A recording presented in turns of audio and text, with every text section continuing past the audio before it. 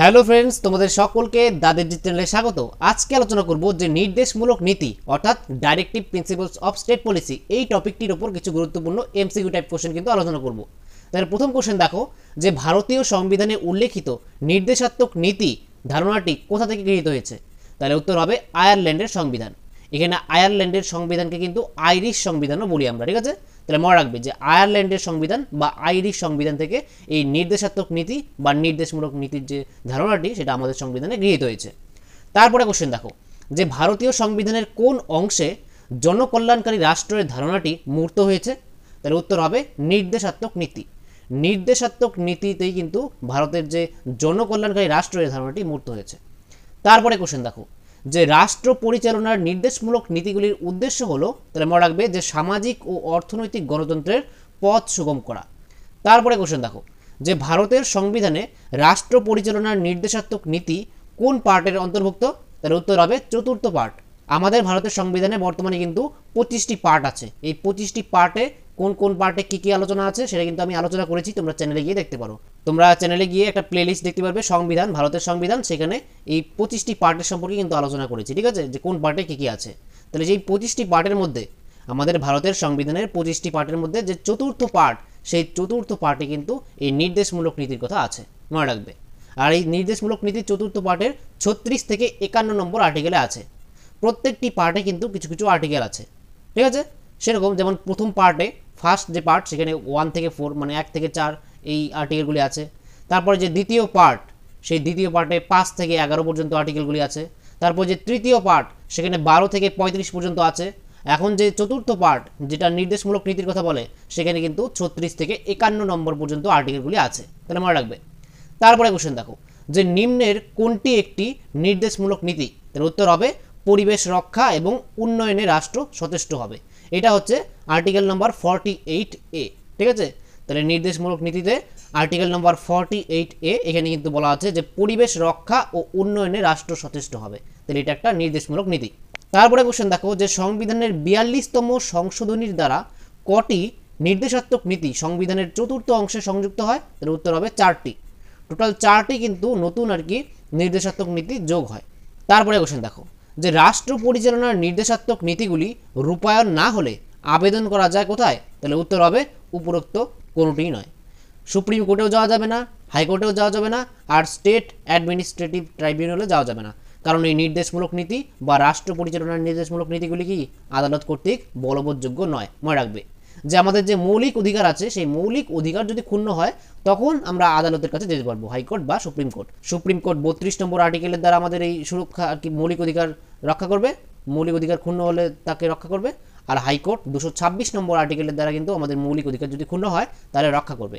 কিন্তু যেই রাষ্ট্র পরিচালনার নির্দেশমূলক নীতি এগুলি কিন্তু আদালত কর্তৃক বলবৎযোগ্য নয়। তার জন্য এই রাষ্ট্র পরিচালনার নির্দেশমূলক নীতিতে 36 থেকে 51তে যতগুলি আর্টিকেল দেওয়া আছে তার বিরুদ্ধে কিন্তু আদালতে আমরা কি করতে পারি না, যে কোনো মামলা করতে পারি না, কারণ এগুলি আদালত কর্তৃক বলবৎযোগ্য নয়। তাই উত্তর হবে উপরোক্ত কোনোটিই নয়, আমরা কোনোখানেই কিন্তু আবেদন করতে পারি না। তারপরে কোশ্চেন দেখো যে নিম্নলিখিত বিষয়গুলির মধ্যে কোনটি নির্দেশাত্মক নীতির ধীর রূপায়ণের জন্য দায়ী।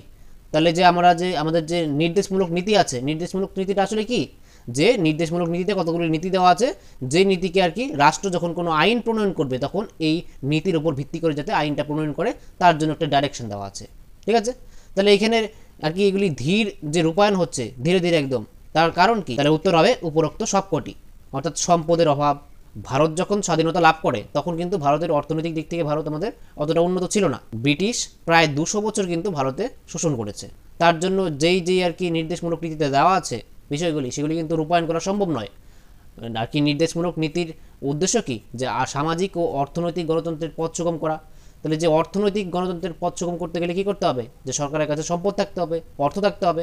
কিন্তু ভারত যখন স্বাধীন হয় তখন কিন্তু ভারতের কাছে এত সম্পদ ছিল না। তার জন্য এটা আস্তে আস্তে ধীরে ধীরে রূপায়ণ হচ্ছে। অর্থাৎ আমাদের ভারত যত আস্তে আস্তে উন্নত হবে তার সঙ্গে সঙ্গে এই নীতিগুলি প্রণয়ন করতে থাকবে। তারপরে হচ্ছে সদিচ্ছার অভাব। আর সরকারের যদি ইচ্ছা না থাকে তাহলে কিন্তু এগুলি রূপায়ণ হবে না, এর জন্য এগুলি ধীরে ধীরে হচ্ছে। আর হচ্ছে দেশের বিশালতা, অর্থাৎ আমাদের দেশটা অনেক বড় আর সেখানে অনেক মানুষজন বাস করে, তার জন্য এটাও একটা কারণ যে ধীর গতিতে এগুলি রূপায়ণ হচ্ছে নির্দেশাত্মক নীতিগুলি, ঠিক আছে। তারপরে কোশ্চেন দেখো যে নারী ও পুরুষের ক্ষেত্রে সমান কাজের জন্য সমান বেতন, তাহলে এটি একটি কি? তাহলে উত্তর হবে রাষ্ট্র পরিচালনার নির্দেশাত্মক নীতি। যে নারী ও পুরুষের ক্ষেত্রে তারা উভয়ই যা কাজ করবে তাদের কিন্তু একই কাজের জন্য একই সমান আর কি বেতন দিতে হবে, কিন্তু বর্তমানে পুরুষদের একটু বেশি দেওয়া হয়, নারীদের একটু কম দেওয়া হয়। বলছে এটা করলে চলবে না, ভেদাভেদ করা চলবে না, ঠিক আছে? তারা সমান কাজ করবে তাহলে সমানই তো বেতন দেওয়া উচিত, তাই না? তাহলে এখানে সাম্যতা, নারী ও পুরুষের মধ্যে যে জেন্ডার ইকুয়ালিটি তার কথা বলা হয়েছে। তাহলে নারী ও পুরুষের ক্ষেত্রে সমান কাজের জন্য সমান বেতন, এটি একটি রাষ্ট্র পরিচালনার নির্দেশাত্মক নীতি, মনে রাখবে, ঠিক আছে? Equal pay for equal work, নারী ও পুরুষের ক্ষেত্রে। তারপরে কোশ্চেন দেখো, যে রাষ্ট্র পরিচালনার নির্দেশাত্মক নীতিগুলির রূপায়ণ নির্ভর করে, তাহলে উত্তর হবে সরকারের প্রাপ্ত সম্পদ ও আর্থিক সামর্থ্যের ওপর। একটু আগে তাই বললাম যে রাষ্ট্রের কাছে যদি সরকার আর কি, সরকারের কাছে যদি সম্পদ থাকে আর আর্থিক যদি সামর্থ্য থাকে, তাহলেই কি করতে পারবে? যে নির্দেশাত্মক নীতিগুলি রূপায়ণ করতে পারবে। তাহলে তা নির্ভর করে সরকারের যে প্রাপ্ত সম্পদ আছে ও আর্থিক সামর্থ্যের উপর নির্ভর করে, ঠিক আছে? তারপরে কোশ্চেন দেখো, যে রাষ্ট্রের নির্দেশমূলক নীতিগুলি, তাহলে উত্তর হবে আদালত কর্তৃক বিচারযোগ্য নয়। একটু আগেই বললাম যেগুলি কি রাষ্ট্রের যে নির্দেশমূলক নীতিগুলি, এগুলি কিন্তু আদালত কর্তৃক বলবৎযোগ্য নয় বা বিচারযোগ্য নয়, ঠিক আছে? সুপ্রিম কোর্টে গেলে কিন্তু এর বিরুদ্ধে কোনো রায় পাওয়া যাবে না, কারণ এগুলি আদালত কর্তৃক বিচারযোগ্য নয়। তারপরে কোশ্চেন দেখো, যে ভারতীয় সংবিধানে বর্ণিত নির্দেশমূলক নীতিগুলি মূলত কোন প্রকৃতির? তাহলে উত্তর হবে ইতিবাচক প্রকৃতির, ঠিক আছে? যে এই যে নির্দেশমূলক নীতিতে কিছু আর কি নীতি দেওয়া আছে আর্টিকেলে 36 থেকে 51 পর্যন্ত, এই নীতিগুলিকে সরকারকে আর কি, সরকার যখন আইন প্রণয়ন করবে তখন কিন্তু আর কি সরকারকে পালনের কথা বলা হয়েছে এখানে, যে এইগুলি মান্য করার জন্য। আর যে মৌলিক অধিকার আছে আমাদের, সেটাই কিন্তু নেতিবাচক, মনে রাখবে। যে একটা পার্থক্য আমি তার আগের ভিডিওতে বলেছিলাম যে নির্দেশমূলক নীতি আর মৌলিক অধিকারের মধ্যে কী কী পার্থক্য আছে, তার মধ্যে একটা পার্থক্য হচ্ছে যে নির্দেশমূলক নীতি হচ্ছে ইতিবাচক, অর্থাৎ সরকার এগুলোকে করবে, আর হচ্ছে মৌলিক অধিকার হচ্ছে নেতিবাচক, অর্থাৎ সরকার যে কথা বলার যে স্বাধীনতা তার বিষয়ে কিন্তু হস্তক্ষেপ করতে পারবে না। আমরা আর কি ভারতের যে কোনো জায়গায় চলাফেরা করতে পারবো, তার আর কি তার উপরে কিন্তু সরকার কিছু করতে পারবে না, ঠিক আছে? আমাদের স্বাধীনতা কিন্তু ক্ষুণ্ণ করতে পারবে না। তাহলে এটা হচ্ছে নেতিবাচক মৌলিক অধিকার, আর নির্দেশমূলক নীতি এটা হচ্ছে ইতিবাচক, মনে রাখবে। তারপরে কোশ্চেন দেখো, যে মৌলিক অধিকার ও নির্দেশমূলক নীতির মধ্যে বিরোধ সৃষ্টি হলে কোনটি বাতিল বলে গণ্য করা হয়? তাহলে মনে রাখবে যে বাতিল হিসেবে গণ্য হবে কিন্তু নির্দেশমূলক নীতি, ঠিক আছে? মৌলিক অধিকারকে কিন্তু প্রাধান্য দেওয়া হয় যখন দুটির মধ্যে বিরোধ সৃষ্টি হবে। তারপরে কোশ্চেন দেখো, যে সংবিধানের কোন অংশে পঞ্চায়েত গঠনের বিষয়টি উল্লেখিত আছে? তাহলে মনে রাখবে যে নির্দেশাত্মক নীতিতে কিন্তু ভারতের সংবিধানের আর্টিকেল নম্বর 40, সেই আর্টিকেল নম্বর 40তে কিন্তু, অর্থাৎ 40-এ আর্টিকেল নম্বর যে 40, সেখানে কিন্তু দেওয়া আছে যে পঞ্চায়েত গঠনের কথা।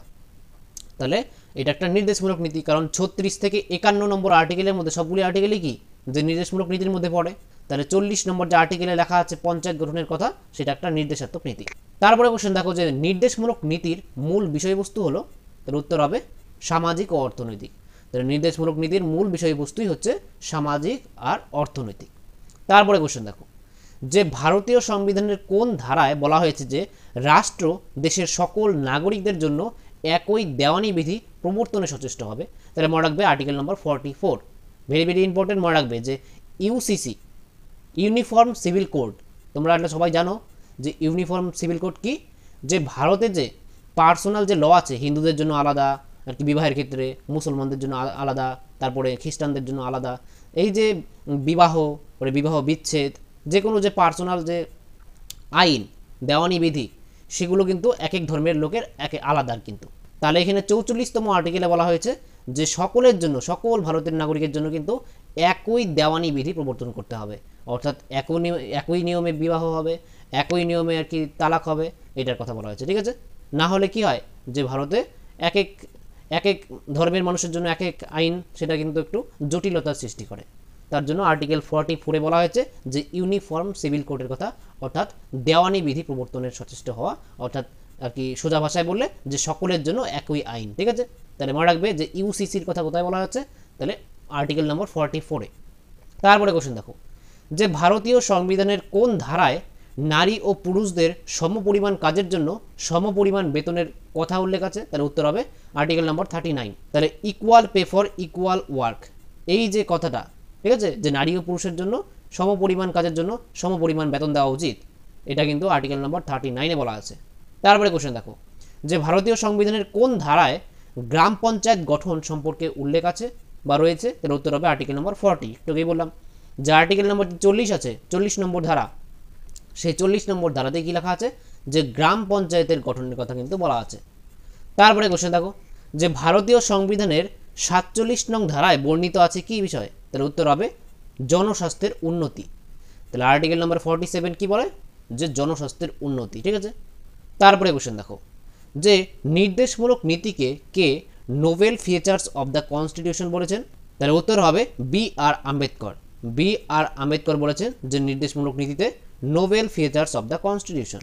তারপরে কোশ্চেন দেখো, যে 43 নং ধারায় উল্লেখিত ব্যক্তিগত বা সমবায় ভিত্তিতে কুটির শিল্পের প্রসারকরণ নিম্নের কোন শ্রেণীর অন্তর্গত, তার উত্তর হবে গান্ধী নীতিসমূহ। আমাদের সংবিধানে কিন্তু টোটাল যে নির্দেশমূলক নীতি আছে 36 থেকে 51 পর্যন্ত, এগুলোকে কিন্তু কোনো শ্রেণী বিভাজন করা হয় না সংবিধানে। আমরা কিন্তু আদর্শগত দিক থেকে 3টি ভাগে ভাগ করে থাকি। একটা হচ্ছে গান্ধী নীতিসমূহ, একটা হচ্ছে সমাজতান্ত্রিক নীতিসমূহ, একটা হচ্ছে উদারনৈতিক বুদ্ধিবাদী নীতিসমূহ। তাহলে এই প্রত্যেকটি এই 3টি যে বিভাগ করা হয়, সেই 3টি বিভাগের মধ্যে কিন্তু কিছু কিছু আর্টিকেল আছে, ভাগ করা হয়েছে যে কোন বিভাগে কোন আর্টিকেলগুলি আছে।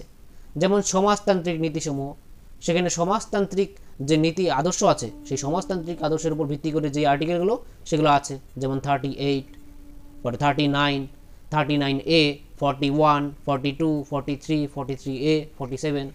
তারপরে গান্ধীবাদী যে নীতিসমূহ, সেখানের মধ্যে আছে হচ্ছে আর্টিকেল 40, 43, 43B, 46, 47 আর 48। আর উদারনৈতিক বুদ্ধিবাদী যে নীতিসমূহ, সেখানে আছে 44, 45, 48, 48A, 49, 50 আর 51। তাহলে এখানে কোন শ্রেণীতে কোন আর্টিকেলগুলি পড়ে, এগুলি মনে রাখবে। যে কোনো পরীক্ষায় আসতে পারে, যদি দিয়ে দিল কোশ্চেনে যে 38 এই আর্টিকেলটি কোন আর কি আদর্শের অন্তর্গত, ঠিক আছে, কোন শ্রেণীর অন্তর্গত, তাহলে উত্তর হবে কি, এটা সমাজতান্ত্রিক নীতিসমূহ। তাহলে সেরকম এখানে কোশ্চেন আছে কি, যে 43, তাহলে 43 হচ্ছে গান্ধীবাদী নীতিসমূহ, অর্থাৎ গান্ধীজির যে আদর্শ ছিল, গান্ধীজির যে আদর্শ ছিল তার উপর ভিত্তি করে কিন্তু এই আর্টিকেলে বলা আছে। তাহলে এই ছিল আজকের আলোচনা। আর তোমরা ভারতের সংবিধান থেকে যা যা কোশ্চেন হয়, শর্ট কোশ্চেন, তা কিন্তু করানো হচ্ছে। তোমরা আর কি চ্যানেলে গিয়ে তোমরা একটা প্লে লিস্ট আছে, সেখানে গিয়ে দেখতে পারো। আর ক্লাসও করানো হচ্ছে প্রত্যেকটি অধ্যায় ধরে ধরে। তাহলে সেই ক্লাসগুলো করে তারপরে এমসিকিউগুলো সলভ করার চেষ্টা করবে, ঠিক আছে। তাহলে ভিডিওটি শেষ পর্যন্ত দেখার জন্য তোমাদেরকে অসংখ্য ধন্যবাদ। দেখা হচ্ছে পরের একটি নেক্সট ভিডিওতে, ততক্ষণের জন্য বাই।